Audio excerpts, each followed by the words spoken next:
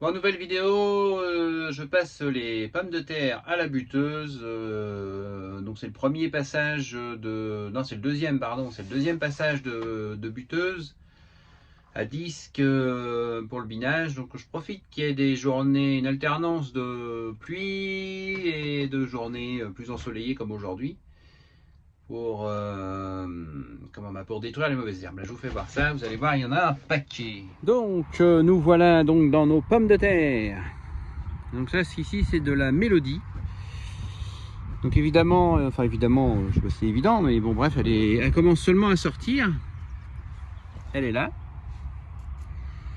Elle n'a pas gelé, rien, tout impeccable. Une petite coccinelle, biodiversité à fond, hein, toujours. Et donc là, évidemment, on peut voir que c'est grave vert. Hein. Et si on gratouille un petit peu, alors là,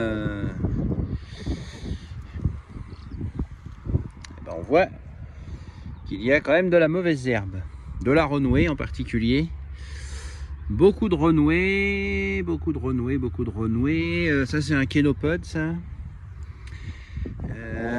Qu'est-ce qu'on a d'autre? On a que ça. Beaucoup de renouée de kénopode.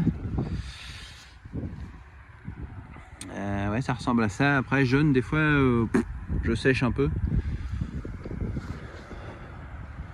Je ne sais pas tout. Bon, bref, c'est pas le sujet. Donc, on passe cette buteuse. Donc, son action, là, ici, avant, il y avait de l'herbe. J'avais laissé un peu en jachère, donc il y a des belles touffes d'herbe qui ressortent. Mais bon, c'est pas très grave, hein, ça fera de l'humus. Donc, je passe ma vieille buteuse Grimm, toute rouillée, mais qui fait son effet quand même. Et donc, soit il y a deux solutions, soit en fait la saleté est recouverte, donc elle meurt. Et là, il y a un truc genre radis, colza ou un truc comme ça.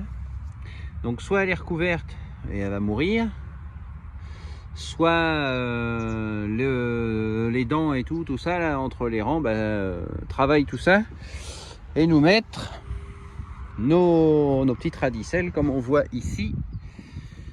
Vous les mettre en surface du sol et puis comme il fait un temps magnifique, il y a un petit peu de vent, pas très chaud, mais comme il y a du soleil, et bien ça permet de les faire sécher, de les détruire tout simplement. Donc ça, on va passer selon l'enherbement, on va passer 2 fois, 3 fois, plusieurs fois. Alors, donc l'avantage de cette machine, le fait qu'elle soit à disque, c'est que par exemple, il est où? Il est là. Je n'ai presque pas recouvert mon petit pied de pomme de terre qui est là, qui sort. Et même si je l'avais recouvert un petit peu, demain il va être dehors.